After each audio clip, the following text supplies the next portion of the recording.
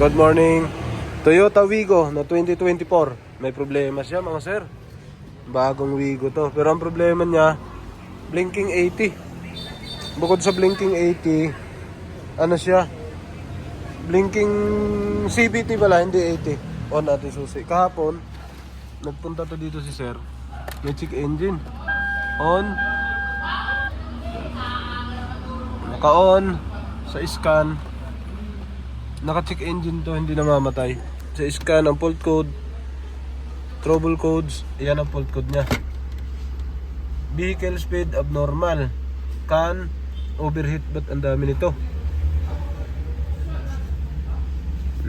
Sa automatic transmission, meron din siya fault code na transmission range. Yan o.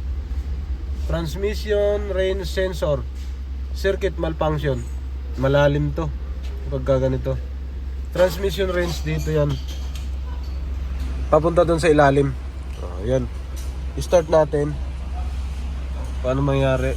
Off natin ilaw. On ilaw. Kahapon, pag in-on kasi ilaw, pag on mo, yung CVT nag-blink na doon. Si babaw. Pero, minsan daw ito nawawala. Yung natsambahan lang ngayon nawala. Off, start natin. Umandar. Nawala ang check engine. Buksan natin ilaw. 12,000 palang tinakbo. Reverse natin.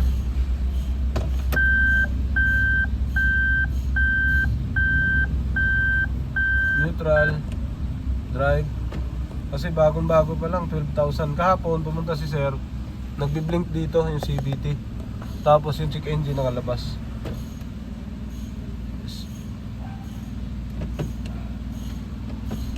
Matagal na daw napalitan ng ilaw. Yan.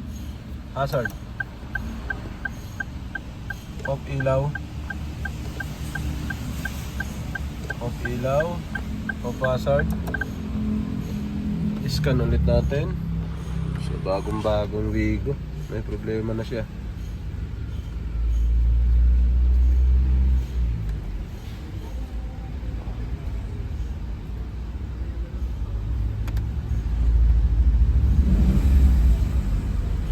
Yan, may fault code talaga siya oh. Sa onboard may fault code isa. Back natin. Transmission range sensor. Ayan. So pagka ganitong problema, transmission range sensor, tingnan natin yung karugtong nito at yung ano, baka may naka-jumper kasi bago lang to eh. O kung hindi kaya fuse, titingnan ng fuse. Magkakaroon ng problema talaga dito ang transmission pag kaya nang lumabas. Ayan. Tingnan natin to. May data, kompleto naman, may PRND siya. Pero kahapon nagbi-blink talaga yung ano. Okay, off natin. Off, troubleshoot sa ilalim. Ito na, sa harap. So tingnan muna to, lahat yung mga sensor dito. Baka may ngat-ngat ng daga kasi may tain ng daga oh. Sa ilalim. Tapos linisin yung socket. Papunta yan dun sa taas. Fuse track, unahin mo rin muna. Bagong-bago na Wigo. Bagong-bagong Wigo. Ito na, tanggal na yung inhibitor switch ng Toyota Wigo. So, tingnan natin to mga sir kung ano problema sa loob. Ano to? Kung check engine lang, oxygen sensor lang. Yung sa ilalim yun, yung sa ilalim nakabaon. Pagka blinking yung CVT, tapos pag scan natin transmission range, inhibitor switch yun, may tama. So na-encounter ko na ito sa Gen 1 eh, doon sa ilalim. Yung ito inhibitor switch sa ibabaw, yung sa kanya doon sa ilalim mismo. Sa ilalim, sa gilid nito transmission. Yun, nagkaganon din sira. Pero ito kasi sa ibabaw. Kaya ano lang to, linisin na siguro kasi sobrang mahal pala ng brand new. Ito siya. Linis na lang siguro to. Kasi pag ganun kasi ang kasan nito, magkakatiro pa ibabaw eh. Pag ganyan eh. Kaya sa paglakas ng ulan, open yan dito sa harap. Dito yan pumasok. Dito lang naman yan. Dito sa gilid, maaaring hindi papasukin to. Pero dito papasokin yan. So transmission range, linisin lang natin. Linis ng gas. Mahal. So sabi ng customer, nawawala naman daw. Minsan, every 2 days. Sobrang lakas lang daw ng ulan kaysa nagpakita. Paano talaga siya, no? Tingin niya, no? Naka-ibabaw. So papasukin talaga ng tubig yan. Moist, total sick talaga papasok dyan. Pag kasi bumili ng brand new, nasa 16,000 plus. Wala daw replacement niyan, inhibitor switch. So, natawagan na namin. Linis na lang talaga yan. Pagka malakas ang ulan, dapat may blower ka. Yung socket, pupunutin mo lang. Yung blower na kulay pula, parang gano'n. Yun. Yung kagaya nun. Pagka nag-uulan, bunutin mo yung socket na yan. Sprayan mo. Pagka malakas masyadong ulan, napapasok talaga siya kasi naka ganun. Kasi bago. Yan pa lang yung encounter kong sira ng Toyota Wigo na bagong mukha. Yan pa lang. Blinking check engine. Naka-encounter na ako blinking check engine. So pagka Wigo kasi na bagong mukha, meron siyang plastic na ganito. Ito. Sirain to sa mga lumang unang labas. Ito tsaka to. Forge valve. Yung dalawang yan. Yung may plastic na siya. Lagyan na. Pero sa hindi lahat, common lang siya. Common na problema niya, pero hindi lahat ng Wigo ganun nangyayari. Sa Gen 1, ganun din, forge valve, pero ang ibang forge valve no, nandito sa gilid. Tapos sa pangalawang Wigo, ang throttle naman niya nandito sa babaw, nakaganon. Pero same position lang ng forge valve.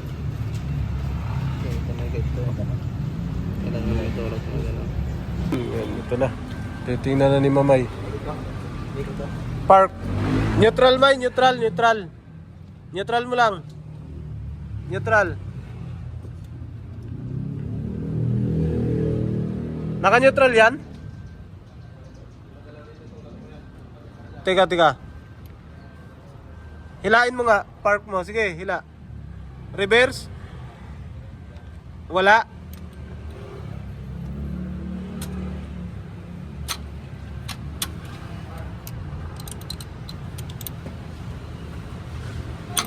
Tiga. Ano yan? Drive mo. Teka. Neutral. Okay, yan. Neutral yan.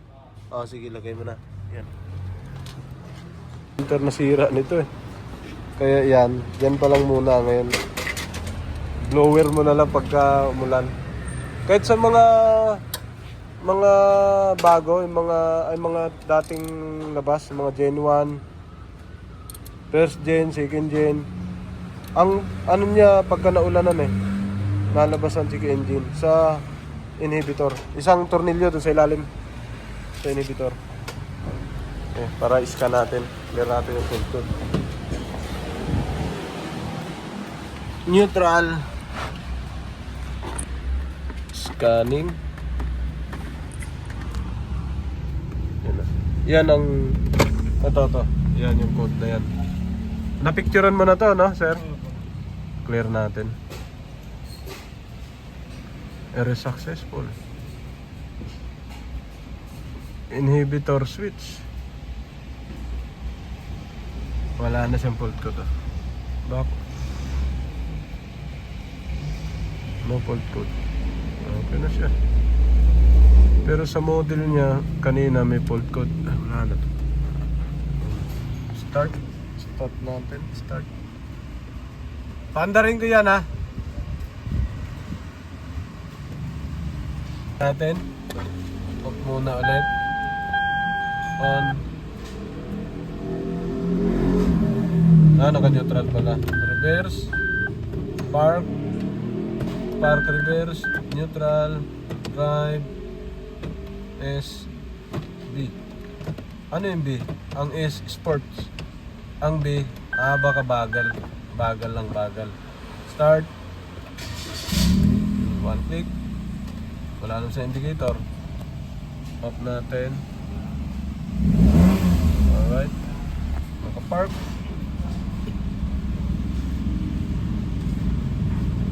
Ano to? Dipindot din. Hindi. Yung handbrake. Ang handbrake na ito. Kaya nakailaw. Baba natin. Okay, good. Reverse. Boom. Neutral. Drive.